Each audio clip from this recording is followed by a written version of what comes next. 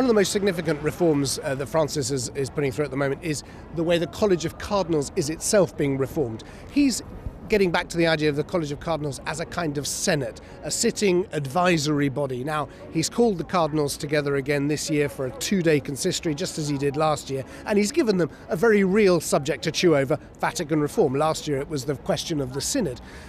So he wants the College of Cardinals to be part of the way that the Church is now governed, and of course what he's doing by appointing a number of cardinals who are from the margins of the world is he's making sure that the voice of the poor is heard right in the heart of this body, which is there to advise the Pope.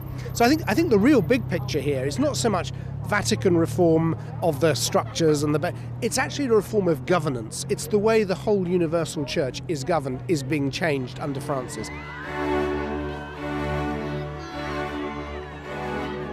By making the Curia, by making the Vatican accountable to the bishops. And of course he did that first of all with the appointment of the nine cardinals, the body, and these were cardinals of course from around the world.